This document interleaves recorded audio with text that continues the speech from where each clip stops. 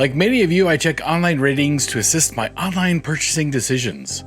But the question that I usually end up with is, how low is too low? If the rating is X out of 5, the thing is voted off the island. The tribe has spoken. Time for you to go. For me, that rating is usually in the area of 3 or less. Above 4, I'm usually confident that I'm getting something worthwhile. I exercise caution when the rating is between 3 and 4, and frankly, that's where we're at today. So why don't you come along and let's go through that caution tape and check out the Sheraton San Diego on Harbor Island. Regardless of the rating, which is currently 3.4 out of 5 on Marriott.com, not very good, I personally had no complaints or problems during my first stay.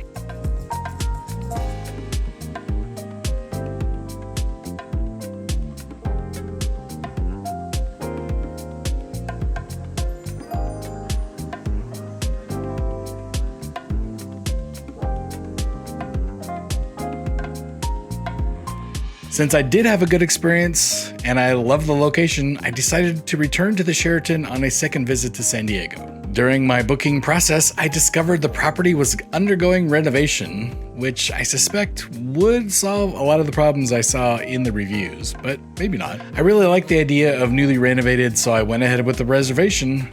New hotel smell. I don't know if that's a thing, but we're gonna go with it today. On my first stay, the room decor was what I would probably describe as nautical, I guess. I don't really know. Here's a walkthrough of my junior suite from that first stay. Good call. Thanks, Wayne and Garth. We're starting at the front door of my mini suite, bathroom just to your right. Excellent shower in this particular room. This mini suite was courtesy of my Marriott Suite Night Rewards. Sitting area, I suspect that's a hide-a-bed couch. Gigantic TV, or some of the nautical stuff on the walls. Wet bar. Mini fridge in the room.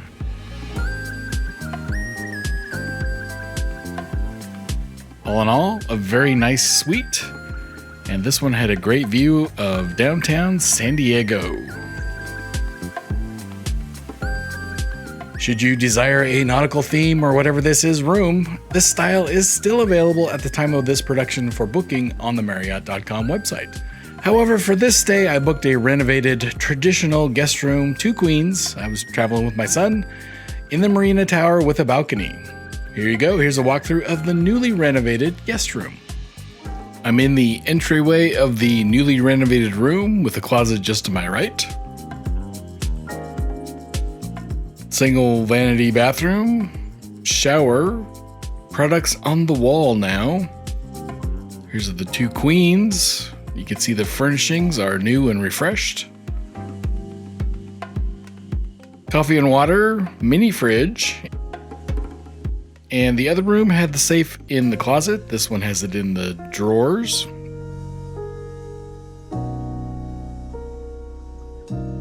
Some reading for you. A little breakfast nook. Pretty basic hotel room, nicely refurbished.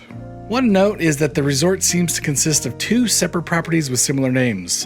I could never really get them all organized in my head, so these shots and evaluations are in what I believe to be the Marina Tower, which is kind of the main building based on what my reservation called it. I got that detail out of the way, so let's explore the resort, starting with what's to eat. 2 restaurants are listed on the website, although on my first visit, a 3rd restaurant, Harbor's Edge, was in operation. It may have been a casualty of the renovation. Not really sure about that.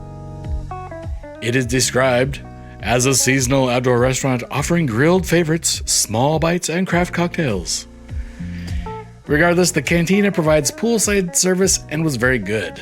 I had street tacos and a margarita one sunny afternoon by the pool. Everything was very good, but I wouldn't call it fast. I mean, it is a resort, so I was on vacation, sitting poolside, so fast wasn't really my priority, but, you know, keep that in mind. Next up is Quinn's Shore House. This used to be called Quinn's Ale House, which, according to the website, offers American-style food in a casual environment overlooking the pool areas with a harbor view. That's my best announcer voice. I had a lettuce wrap burger and my son had a pizza. I can't evaluate the pizza. It did look good. And in my opinion, a lettuce wrap is always just kind of meh. The website also describes a potential second Quinn's. Unwind in our restaurant in San Diego Marina with an extensive list of wines and craft beers. It's really unclear to me where this seemingly second location is located. Perhaps this is the former Harbor's Edge area in the lobby, just off the lobby. Anyway, if you're looking for your morning coffee or some grab-and-go options at any time of the day, you'll want to check out the Marina Market and Cafe. This is kind of an odd little store, oddly stocked snacks and sundries in this place, but of course it has coffee whenever you want it. I think you can get a sandwich and other things there as well. If you're looking for something to do at the resort, it has a $26 resort fee. This resort fee covers running and walking routes. Not quite sure why I have to pay for that. Anyway, an hour of bike rental a day, fresh air yoga classes, something called Lanai Lawn Activities. This is like Jenga, giant Jenga, and cornhole. Daily stand-up paddleboard lessons. It has 2 pools.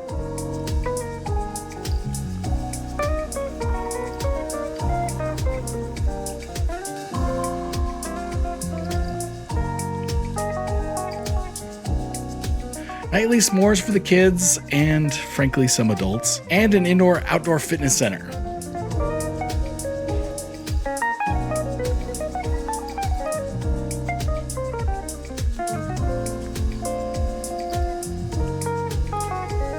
The resort does also have an on-site concierge where you can book jet ski rentals, a whale watching tour, and I was told, but I did not verify, you can buy a discounted admission ticket to SeaWorld and other tourist spots like Legoland and stuff like that.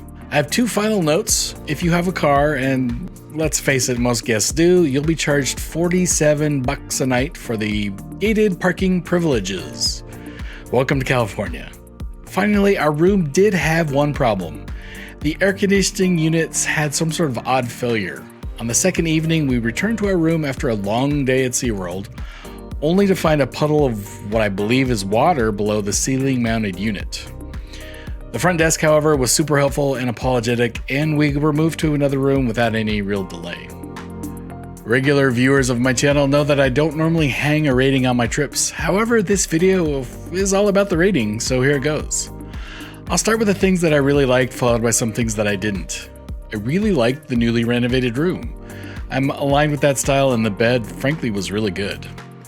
I also like the hotel's location on the harbor. It's close to the airport, close to downtown San Diego, and frankly, I found it very convenient. The pool was nice and big, and I never felt like it was overcrowded. Now let's move on to the things that I didn't like. First up, moving rooms due to failed equipment is a hassle. This is especially a hassle after you've been there for a couple days and you've spread out all your stuff. Next, I think $47 a night for parking seems kind of excessive.